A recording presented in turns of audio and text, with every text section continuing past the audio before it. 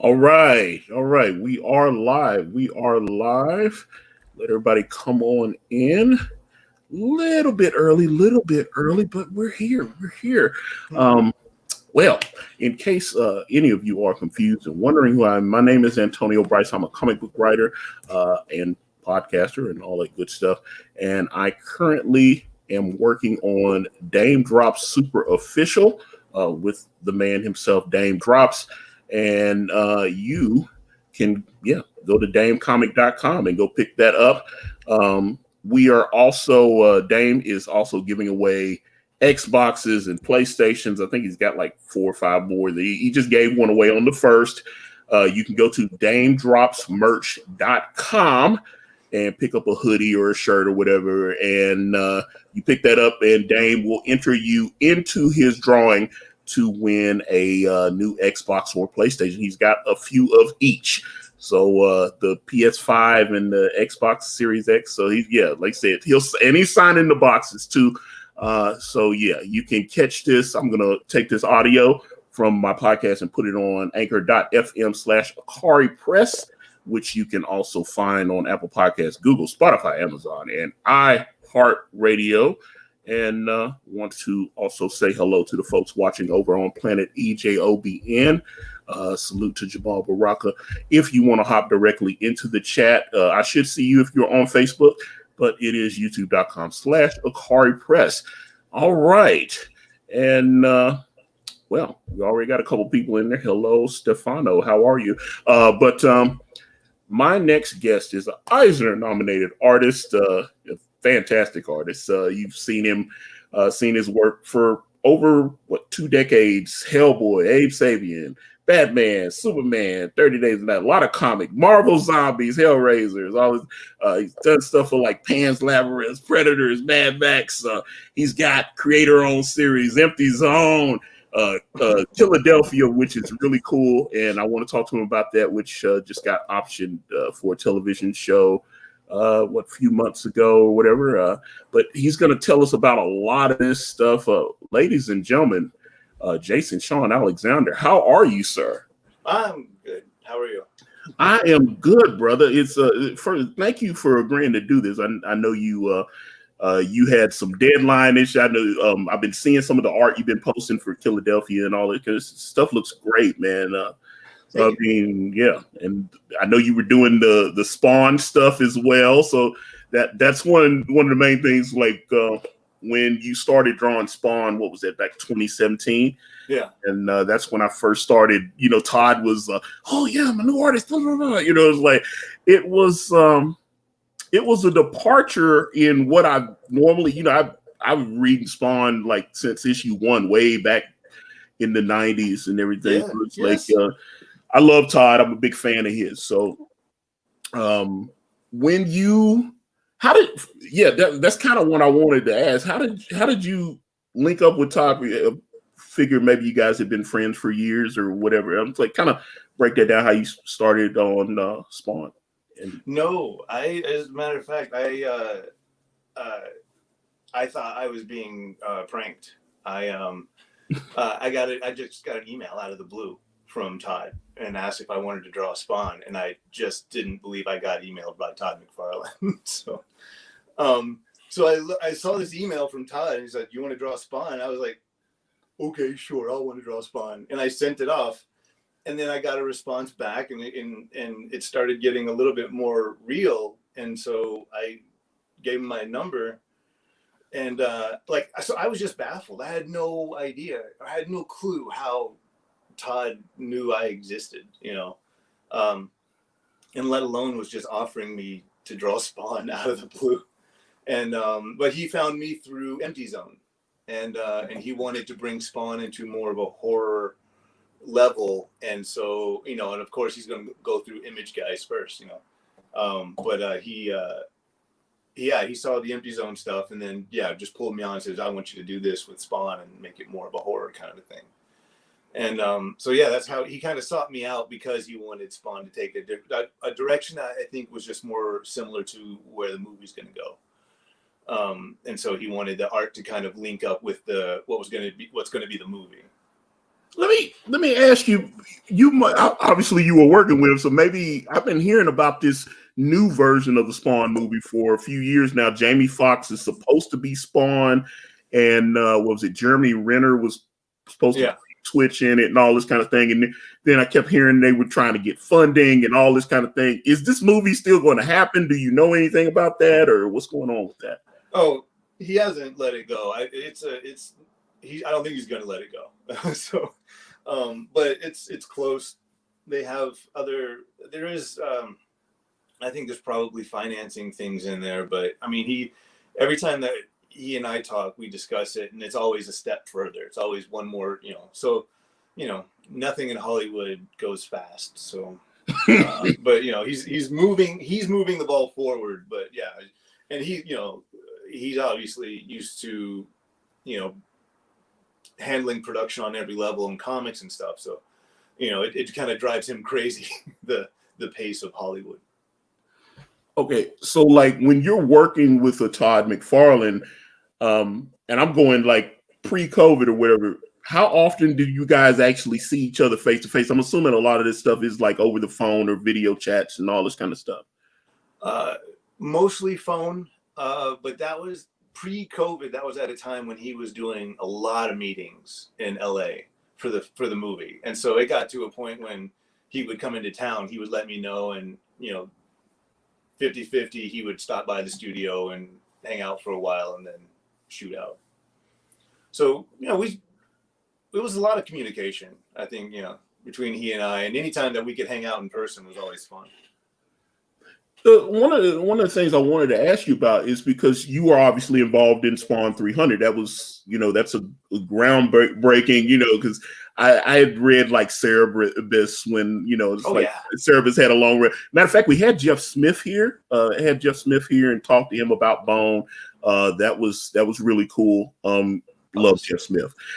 And but Dave Sim with Cerebus, and obviously Dave Sim had written, I think it was issue 8 of Spawn. There was a little Spawn Cerebus, and all that kind of thing. So him, Todd kept teasing, he's very active on his Facebook and his Instagram. He's posting all this stuff, and he was building up to Spawn 300. What issue 313 or 14 is about to come out now. But you were obviously, I think you took over about 276 or so. I don't know what your first. Yes, 276. Yeah, I was like around that time. I remember it was like about issue 276, and like I said, you went forward. And what was it like working on issue 300? It was funny. Like, even though I'd done 2.5 years on Spawn, I'd done 20 issues up to that point. I still felt issue 300 made me feel like the kid in the group, like, just because it was so monumental, and Capullo was in there, and like all of these guys from the 90s and original stuff, with J. Scott Campbell and all that. Like, it was utter, like, not, it was fanboy. Like, I got to really enjoy the ride. I realizing I'd gotten on that 300 train, and I was going to get to be a part of it, and all of that. And I just, there was not a moment wasted on me. I don't think. I was just fully aware of what it was, and enjoyed it. So you had most likely had planned to, at least in your run, sometime around that. I don't know what the game plan is, because you're, there are other artists drawing Spawn now, so it's like you did another couple issues. I think it was round 3. Yeah, I told him I was gonna exit a little after 300, and then I basically just chalked it up to I wanted to do 25 issues, and so then they talked me into one more to fill out a storyline, and so somewhere around 305. Yeah, I know. I've been seeing. I saw like a couple months ago. I thought I saw 305, and now he's what I saw. Ken Lashley had drawn a few issues, and there's like a cowboy Spawn and all this kind of stuff. He's drawing. He's been teasing some new. I mean, I don't know how involved in the plots and all that stuff you were. Did you have any input in the creative, or is Todd just like, no, I've got an idea and I'm just going to do this and I just want you to draw it, or how does that work? he would talk to me about the issue and then send like, if he ever got like stuck on a thing or at any time, everything was so loose because he still writes like the Marvel method. So you get like 2 pages and that's your script. Each page is the description of what happens on that page and you get some dialogue a little bit. But then you do it and then he comes back in and fleshes out the rest of the narration and dialogue and script and all that. So it's already open, the creative freedom is already there. And then there was just moments where I'm like, hey, I would call up and say, it would be cool if this happened, or what do you think about that? And that would, he would get excited or whatever. And then I would see it in the script or I wouldn't, and that kind of a thing. But, it was always his show, but it was a really great, like, it was funny. I've been drawing comics for, 20 years now. And it was still, all of a sudden it was like going back to school. Like Todd would come out with these, because my path, like he was the first guy I ever just aped. Like he made me buy comics, like his Spider-Man run, and like I was obsessed. I drew, I like him. And then I got off into the like the Crow, and then I got into the more painterly stuff and all that. And that just kind of serves as a different type of storytelling. And so it was really fun to have him kind of schooling me a bit on more dynamic storytelling as we went along. And honestly, if you look at issues 276 compared to, in the late 300s or the, late 200s, the artwork looks pretty different. Like it gets way more dynamic. It starts getting a little bit more exaggerated. Like the Todd lessons and all the Todd influences coming through at the end. So it was just, some of it was exhausting, but it was, it was just 2 years of getting to hang out with the first guy that really got you truly excited about comics. Okay, so go back to a young Jason, like say 5, 6, 7-year-old Jason. About how old were you when you first started reading comics? When did you get into it? Late. I got into. It must be like the light coming in. I got into comics late, 16, 17. My dad draws, and he got me into drawing and art from a very young age. I would have him constantly draw like the werewolf from Michael Jackson's Thriller and things like that for me. And so I could play, like cut them out and play with them, things like that. So he got me into art. But I was like through my teen years in high school, I was kind of on the path of wanting to do horror movies and special effects. And then McFarlane stuff just blew me away. And I just started drawing that. And then things like The Crow made me want to make my own comics. I was like, oh my God, I didn't know comics could do this. So around 16, 17 is when I first started seeing comics really as an art form, as like the thing. What is this? Okay. Pardon me. We're finishing production on the last issue of the second arc of Killadelphia. And I'm literally finishing a couple of tones over some Bill Sienkiewicz inks, and like the graphic designer is hitting me up to say like, is this page okay? So we're literally like on the last Friday, the last day of like all of our tweaks, and so that's why I don't mean to be rude. If I'm getting alarms and stuff, it's no. Trust me, I know when we were setting this up, you were like, "Dude, we got deadlines going and all this kind of stuff." So trust me, I that's why I was saying I appreciate it. I know how busy your schedule is, and appreciated you taking the time out to be here with us today. Because, like I said, I know you got a lot of stuff going on. So, matter of fact, I was looking at what was it? Abe Sapien, The Drowning. Yeah. I was checking. They've got like I know Google Books had like a free preview of it, and I wish I could pronounce your name, but hello. I was like, it looks like, is that Russian or I don't speak anything but English, but the name. But we welcome all from all nations, and well, thank you for being here with us. But But yeah, they got a free preview of the book. And it's like 95 pages. It's like 450 pages total, but they like the first 95. Oh, that big collection of Yeah, yes. But yeah, you can go on Google, like type in Abe Sapien, The Drowning, and you can read like 95 pages of it for free. And I mean, you've got this beautiful art. I only meant to look at it for a minute, and I was just like, oh my God. I was just sitting there. Like I say, it's like 4 free comics for free, like I said. And I was just like, oh my God, this is, I mean, I was just getting sucked in more and more. And like I said, you can get it for free. And obviously you have to buy the full collection if you want to do the thing. But I mean, yeah, you got like 95 pages that you can read for free. I mean, beautiful stuff. I'm a big Hellboy fan though. I love Mike Mignola, and I was, what was it like working with him? Oh my God, that was that was huge. A series through Dark Horse I was about to do got canned at the last minute, and I think Scott Alley at the time, they had a Van Helsing comic that went along with the movie at the time, the Hugh Jackman movie. Oh yeah, and they're so rebooting that. I just saw they're rebooting.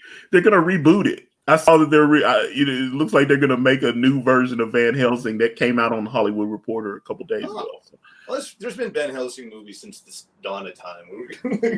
But yeah, that's true too. So in this Van Helsing comic, one of the creatures was basically a different version of the creature from the Black Lagoon, kind of a thing. And apparently Mignola saw that and said, "Ooh, he should draw Abe Sapien." And so then they approached me about it, and I'd met Mike before, and he was incredibly kind, really nice guy, and it was really exciting because he, at that point, he didn't work in scripts yet, so my scripts were actually faxed in legal pad pages of hand-drawn layouts and dialogue beside the things. So that was my actual Abe Sapien script. From that point forward, I just knew I loved the man. Like, he writes visually, and it made total sense. Well, I was thinking about it because I mentioned that Sanford Green was here last year, and he actually I reached out to Sanford because I saw Bitter Root, and Bitter Root was brilliant. I looked at it. I didn't know what it was. Right. And I just saw this art, and I saw some of his like Power Man, Iron Fist stuff, and you could tell he was digging that. Yeah. But it was like he got on steroids or something when he started doing Bitter Root. Yeah. You could the passion, and like I said, the Power Man, Iron Fist stuff was great. That was what introduced me to his work. I was like, my buddy Crosland and Jim Mafu showed me his stuff, and it was that stuff, and it blew me away. But yeah, there's something, it's not like you're holding back, but man, something really extra kicks in when it's yours. Yeah, well, see, matter of fact, I talk to him sometimes, and he's supposed to be coming back because one thing I vibe with him, he's a hip hop head like me and all this, and so we kind of clicked. And he had a DJ Premier shirt on when I interviewed him, and we got to talking about like Wu-Tang and all this, and I didn't know he was the artist on the Wu-Tang comic. He was on the Method Man book. He drew. Oh, nice. Yeah, he drew Method Man's comic, and so I'm a big Wu-Tang fan. So I was like, whoa, okay, so you drew the Method Man, so South Carolina. I'm in Tennessee. I heard you stomped around. Oh, you're in Tennessee? Yeah, I'm in Murfreesboro. Oh, nice. So yeah, right outside of Nashville. I don't know if where MTSU is and all that kind of stuff. So yeah, okay.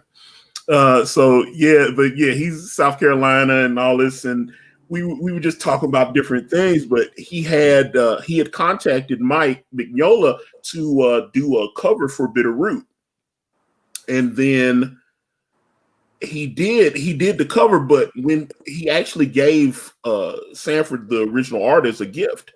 And on the back of it was an unfinished Hellboy. I guess he was doing a Hellboy sketch or something like that. And so Sanford keeps that. It was like, yeah, he flipped it over on the back there and showed and had so it was kind of cool.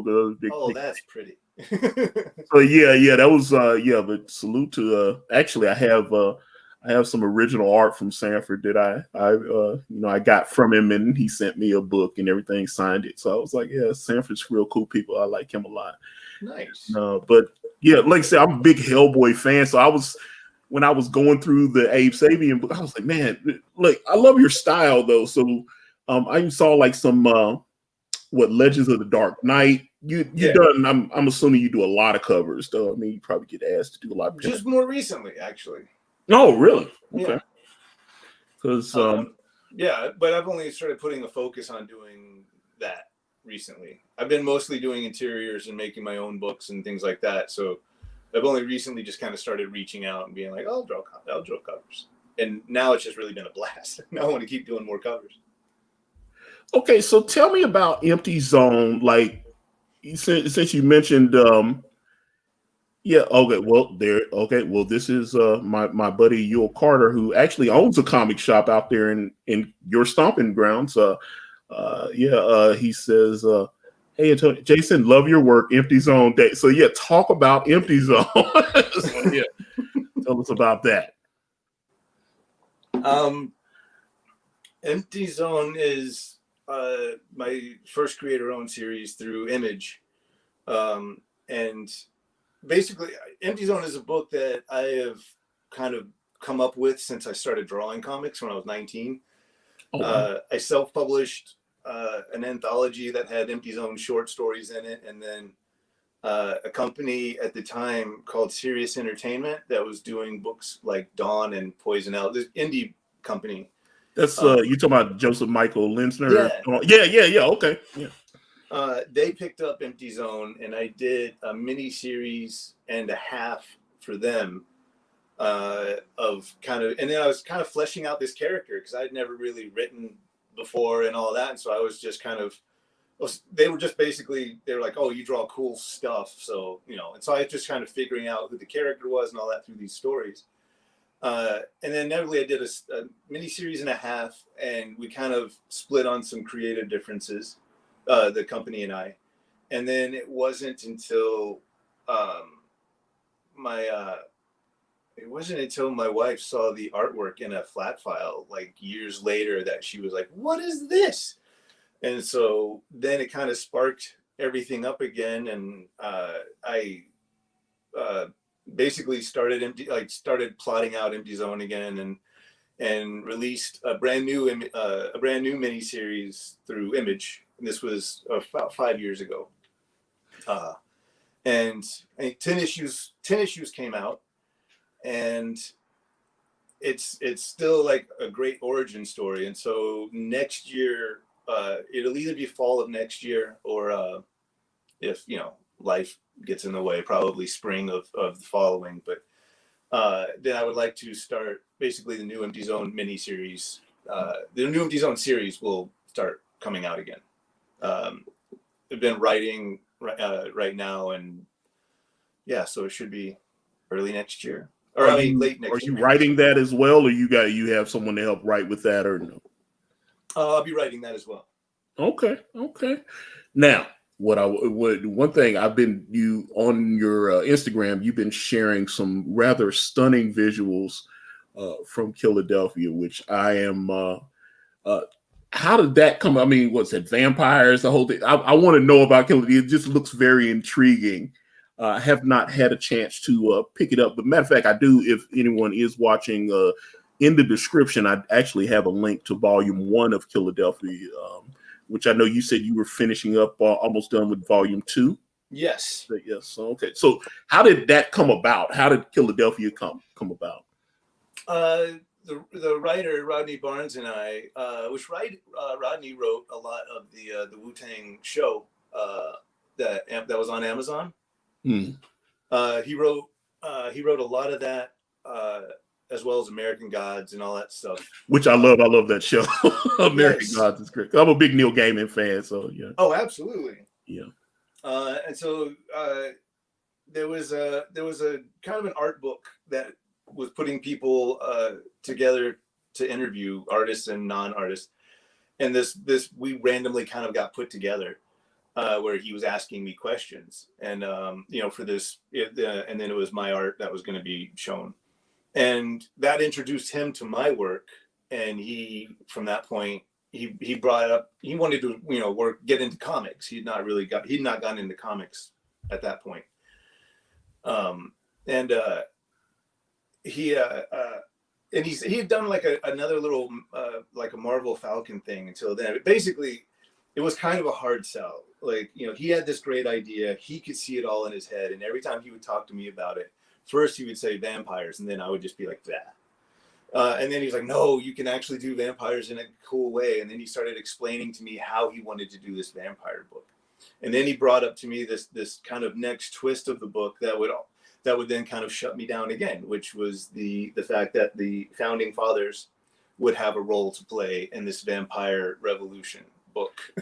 Wow. Okay. And so at that point, I said, what? And I'll never forget, my favorite pitch ever was, he said, look, it's Hamilton meets Dracula meets Sanford and Son. Meets Sanford and Son.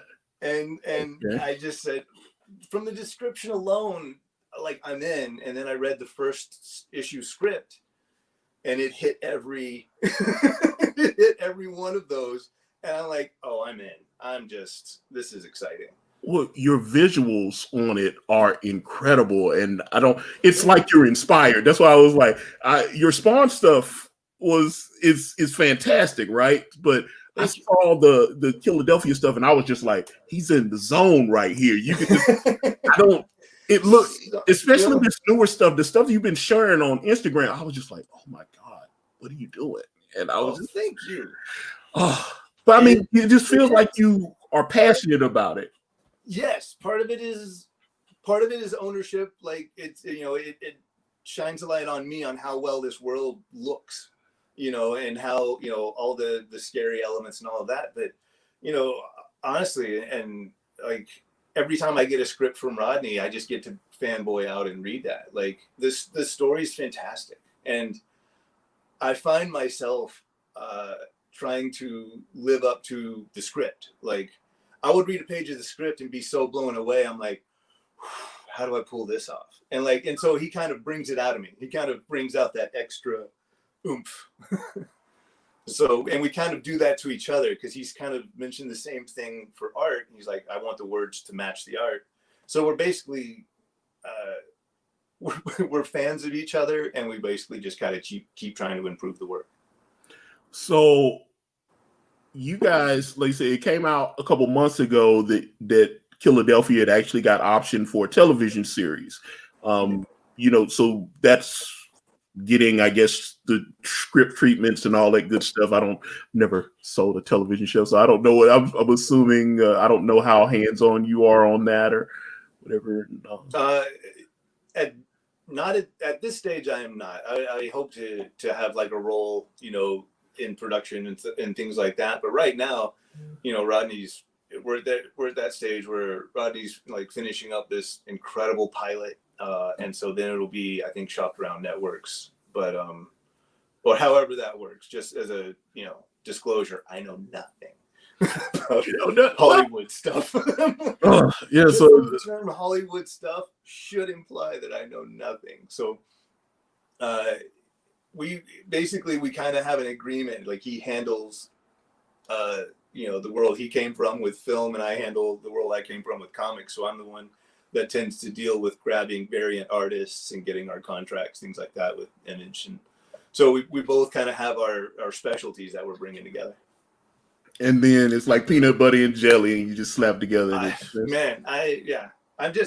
in love with the series. Like, it pushes me, and I genuinely like, a lot of the work that I've done on the book. And yeah, every time I get a script, I get excited. Like, I think that, and where it's going to go, like, you got to read it. You got to let me know what you think of it, because trust me. Especially some of the stuff I was seeing before, I was like, oh, dude, I got to get this. Matter of fact, I actually want to show some of your art. I'm on your website, which the link to that is in the description as well. So let me actually do this.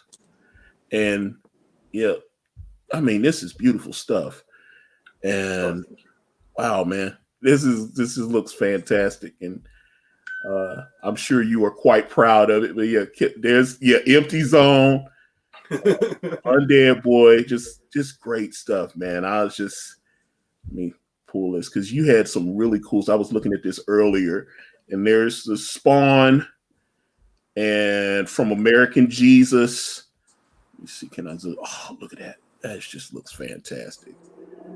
And then I'm a big Two-Face fan, so I was a sucker. I'm a big Batman guy, so I saw this Two-Face, and I was just like, wow, look at the eye there in the Batman, and I was just beautiful stuff, man. Thank you.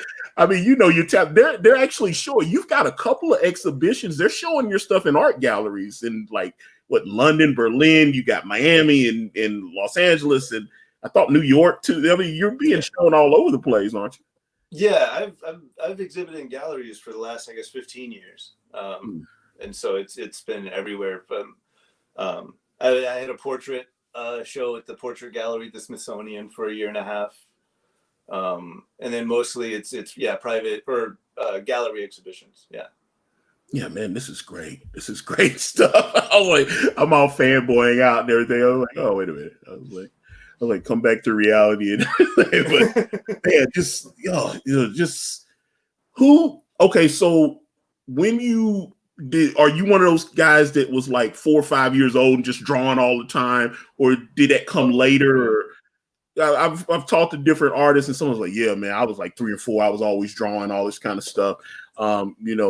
How does that come? What's the inspiration? Did you have something in you that you just felt like you needed to create? What? And the thing froze up just a little bit. I didn't catch the first part of your question. Oh, I was just saying, was that something that was in you? Did you feel like you had to draw stuff, or were you always like drawing soldiers and all that, blowing stuff up or whatever? I was curious about that. Wait, for some reason the thing keeps freezing up a little bit. It's just when you asked your question. We'll give it one more shot. Okay. I'm asking a young Jason, did you feel the need to draw stuff, to create stuff from a very early age, or was that something that it kind of came on you later in life? No, always wanted to draw.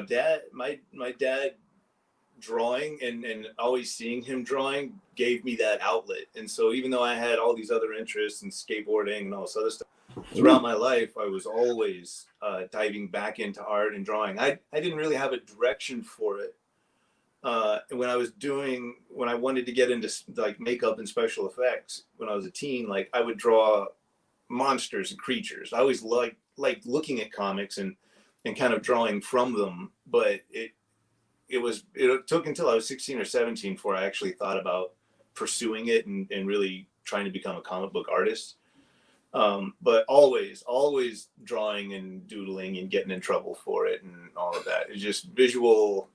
My brother is a big reader and he was the kind of the writer of the family.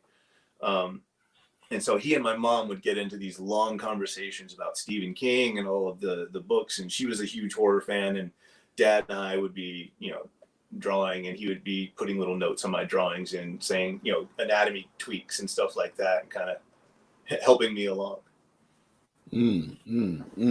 Okay. So what was your first published work? How did you get into the business? Self-publishing. Oh, okay. Yeah. I was 19 and nobody was looking at me at all. At that point, like I was still like pretty far up like James O'Barr's ass when it came to like the artwork from The Crow. Like I was just like dark cross hatching, and I was just so of course like Marvel and all those guys were like, oh, that's nice. So me and a few friends just decided to self-publish an anthology. So basically we could all chip in money to the printer and all that stuff. So it was somewhere in 98, somewhere around there is when we did our first issue of a book called Section 8. And we all had just twisted black and white stories in it. And we did about eight issues. And then then Empty Zone got picked up through another company, and then I finally started getting paid to draw it. So I skipped off of that and started doing my own thing, through those guys. Did you actually go to art school, or is it just self-taught? No, to art school. I guess self-taught, but I and I always sponged off any artist, that I could get information from. I feel like self-taught kind of implies that you were in a cave and you magically just kept drawing and drawing until you got great. You do need outside sources to kind of advise you, because, it all has been done before, so you might as well not try to reinvent the wheel, like ask questions. But then I got the benefit of being friends with artist Kent Williams, and when I lived in North Carolina, and he and I shared a studio for about 4 years. And basically that was my art school. He and I were both working on different projects, but essentially, like, he would be painting, I could watch and ask questions, and I would paint and I would ask questions. And so, like, so much of how I paint still comes from what I picked up from him. But yeah, essentially I found like the best way ever to do art school, which was to do jobs and get paid and just learn from, someone you just truly looked up to. Now, let me ask you this, because I see behind you got a bunch of books. Now, my friend Elliot Fernandez is an artist, and he often streams and draws through his studio, and he has a ton of like art books with like John Buscema and all of. He has all these different. I know he's a big fan of like Brian Bolin and all these different artists. So, and there's a bunch of French artists that he likes these French books and everything. He's always pulling. So I don't know if those are art books or different things that you're into, or what are those. He has like, it's like a wizard studio where he's got all the spell books behind him and stuff. So I don't know if you were into them. These books range from everything, man. There are some rare monographs of like German painters that I love, and there's a shelf of Will Eisner. There's a shelf of Ralph Steadman. There's a shelf of Simon Bisley. And that goes along.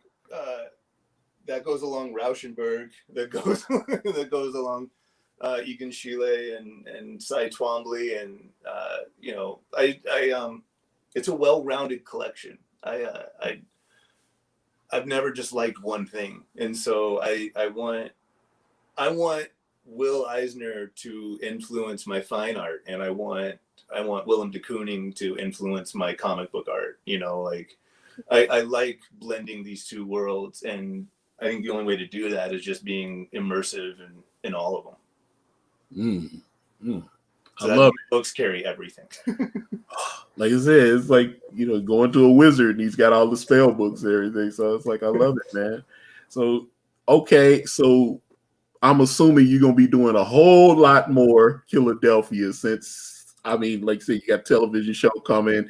I'm assuming, what other things are you working on? Are you just doing covers, or are you going to go back to Spawn or anything?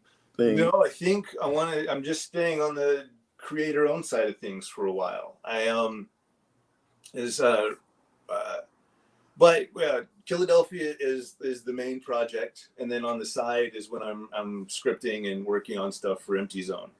But then also Rodney and I have another couple of projects. I'm not sure about how much I can say about the other projects. Please give us exclusives. They've been signed off on, but needless to say, even though I have more of a creative director role in a lot of these other projects, but you're going to see, with the same kind of vibe and the same kind of thing that you have in Killadelphia, we're basically producing multiple books with that level, I think, of quality and genre stuff, like sci-fi and horror and stuff like that.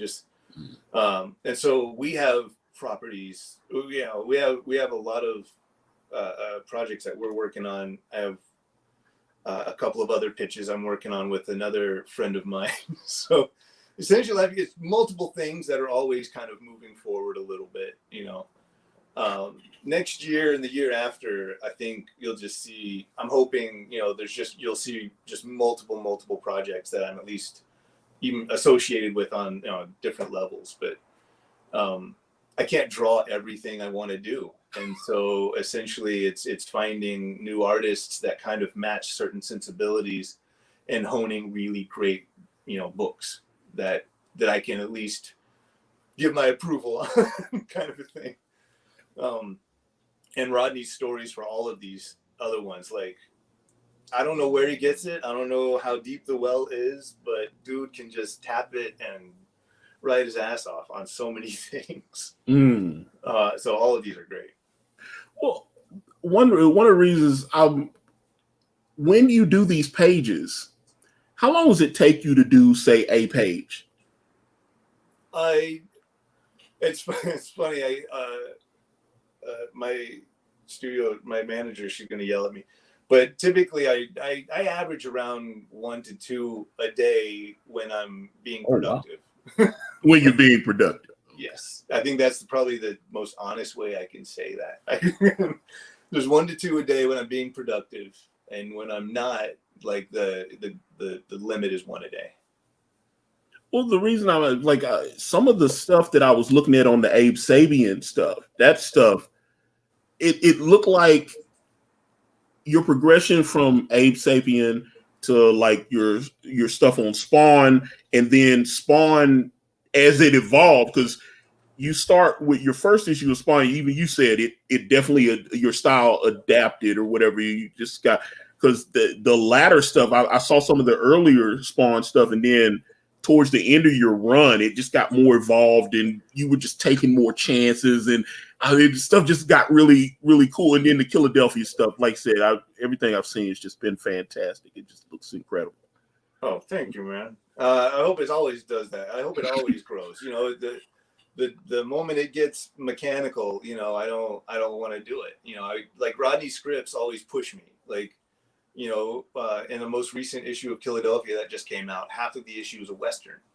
There's these genres that I've never really gotten to play with. I did do a horror Western at one point, but it was just really lovely to kind of get to visit it in this kind of Deadwood kind of way that Rodney presented it. Always loved that show. Oh, yes. Deadwood's incredible. I loved it. Let me ask you this. They did the little movie, about a year and a half, 2 years ago, whatever, the little Deadwood. Oh, they did. I haven't seen it, though. Really? Yeah. That's shocking to me, because I was like, some people loved it, some people didn't like it. That I live in. I rarely poke my head out. I'm typically behind on things. So I'm always. So that's why I was kind of wanting to know, I've noticed sometimes you artists watch television, sometimes you don't. I was about to say, do you watch Game of Thrones, or do you watch this, or Walking Dead, or anything? Like, what does someone like yourself, what do you watch? What draws inspiration? Honestly, at this point, anything I watch is something that I can watch with the wife when I'm done working and the kids have gone to sleep. And so it's really more of a mutual, when I'm drawing, I love that a lot of guys I've seen have movies playing in the back of their studio. I can't. It really requires multiple levels of focus in order for me to just get the work done. So for me, watching TV is picking whatever series that the wife and I are currently watching, which she watches more than I. So she got me to watch Game of Thrones, and I think we just finished up the second season to The Boys. Boys is great. I like it. Yeah, Boys is great. Boys is great. Brutal. Yeah. And we just said Game of Thrones. And I'm done. Did you get through all the Game of Thrones?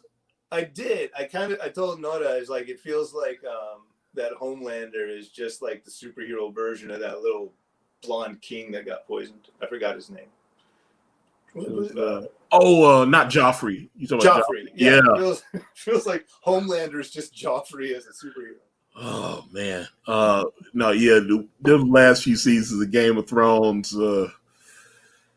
was not happy about that, because it was so. Well, I mean, it started off so strong, and then I felt like D.B. Weiss and David Benioff, the two executive producers, they just seemed like it became a burden to them, and they were just like, HBO was like, no, we want to have you on for 3 more years. And they were like, no, we want to stop doing the show. And so at that point, they were like, look, we stopping. And then they just started cramming everything together. Oh. And yeah, because even George R.R. Martin said, yeah, it could have went on another couple of years. You know, there was enough material there. The books are so big. And then they just crammed everything in, and then like they installed a warp drive on the back of those dragons, and it was horrible.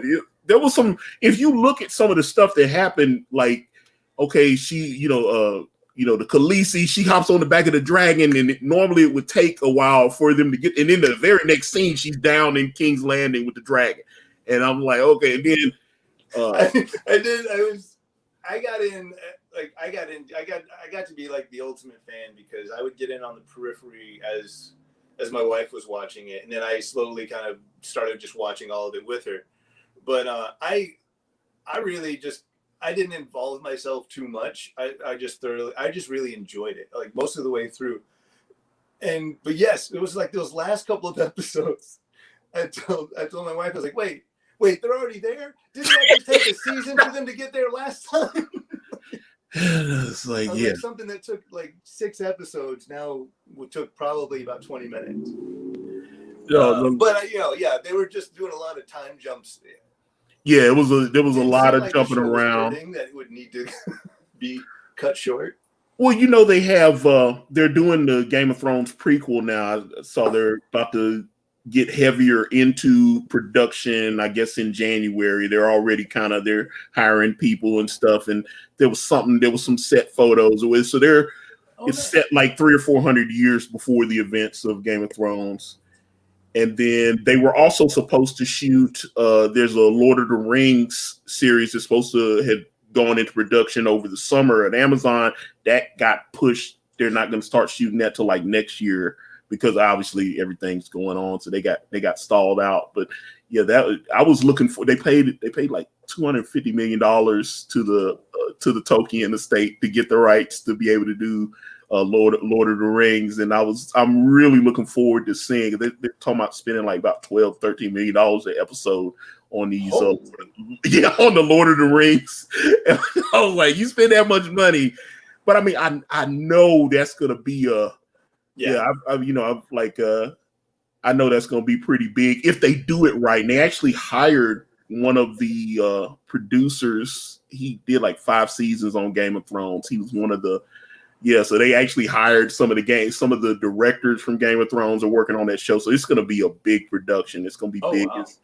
So I'm looking forward to seeing that kind of stuff. So yeah, I mean, that's what it is. That's what it is. But a lot of times, I know when I'm like trying to work or write or anything, I'll put on podcasts. I find I'm a podcast guy. Maybe I should have been born maybe 40 or 50 years earlier. Like when the radio was big, because I was just like this whole podcasting radio. Yes, it's talk radio. That's what it is. So I listen to matter of fact, I listen to I don't know if you listen to Rob Liefeld's podcast, the Rob Observation. I've heard a lot about it. And good things. I've heard great things about it. He's a very passionate guy about comics. It's very entertaining. I heard he talked about George Perez and different comedies. So I'm very curious. He's supposed to be doing a Deadpool podcast, because the 30th anniversary and everything. I saw that he's going to do some stuff with Marvel to mark the 30th anniversary. So I was I'm very curious to hear. He said so much about Deadpool over the years. Though, just like. That's the kind of stuff that I liked. Oh yeah. Coming up, when I'd go to the comic shop, I was like 13, 14 years old. Frank Miller, Alan Moore, Chris Claremont on X-Men.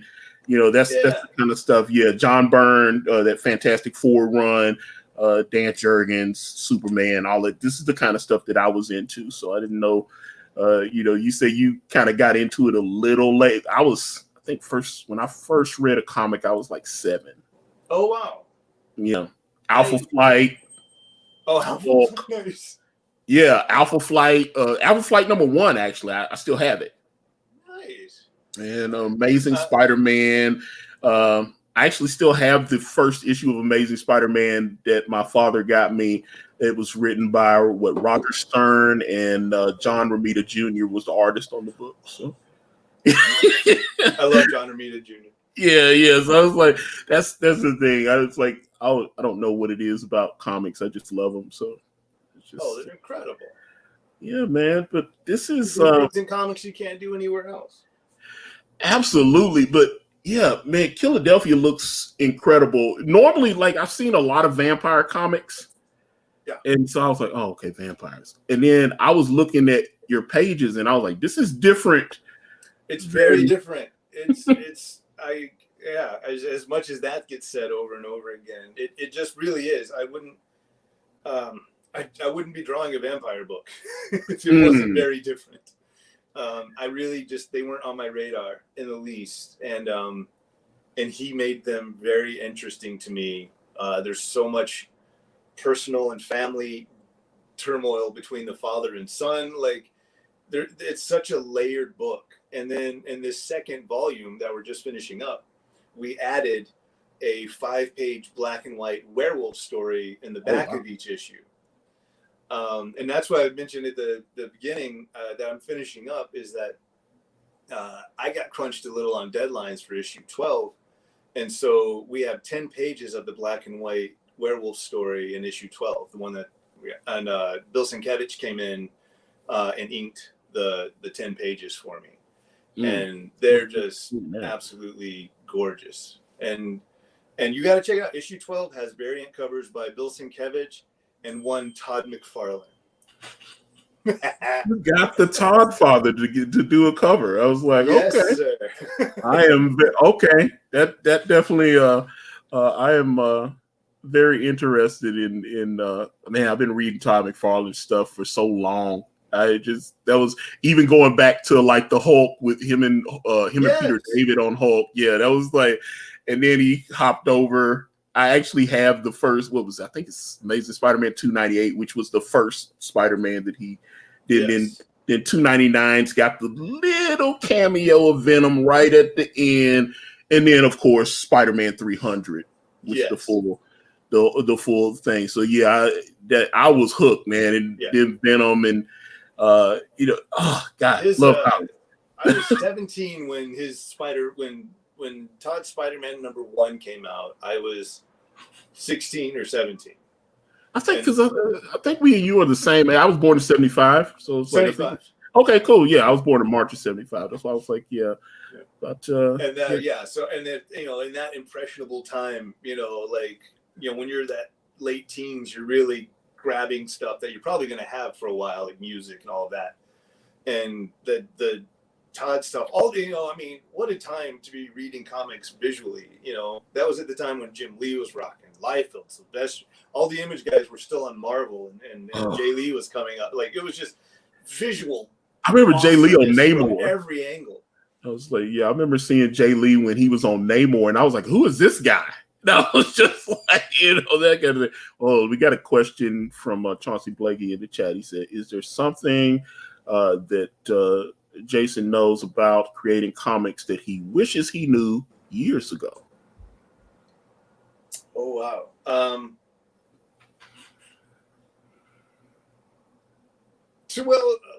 One, it's such a different world now. Two things. One, it's such a different world now that now there's the web comics. I would have loved to have maybe not had to have self-published, but you're going through, it did teach me about the industry. Like we went, we found printers, we went through Diamond, I learned distribution and all of that. But like anybody that said I can't create a comic, no one will pay me. Oh my God, web comics. And they're getting so popular, but it just allows you to go ahead and start with nothing stopping you. Just start making it and start getting out in the public. Nothing is stopping you from making a comic. I wish it would have been that easy when I was younger, breaking in.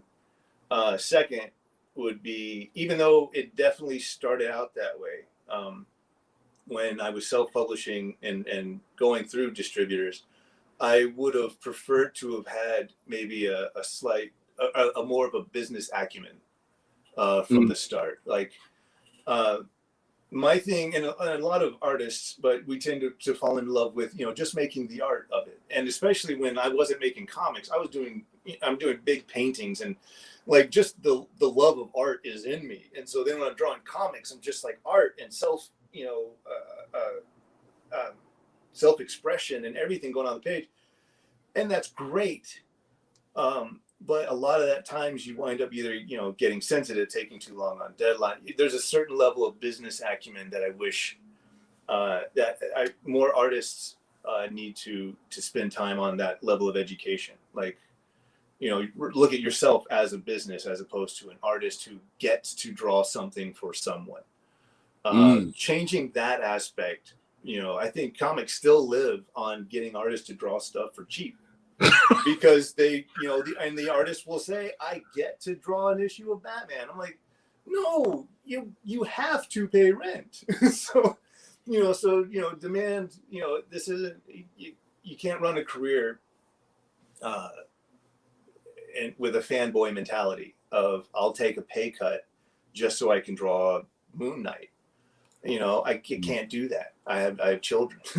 So inevitably, but I wish I would have said yes 10 years ago, like to something like that, a pay cut or whatever.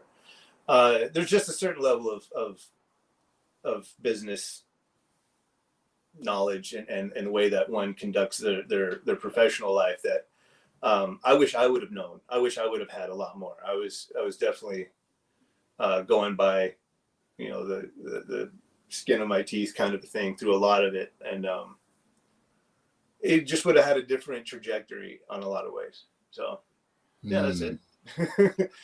Yeah, no more business, guys. Look at the economics classes. Like respect yourself as a commodity and as an industry. And these books don't exist unless they have artists. And so there's little things I get on gripes about, like page rates not being raised for 20 years, that kind of a thing. Chauncey says thanks for the answer. So, I know, yeah. I kind of blathered on a bit about No, that was perfect.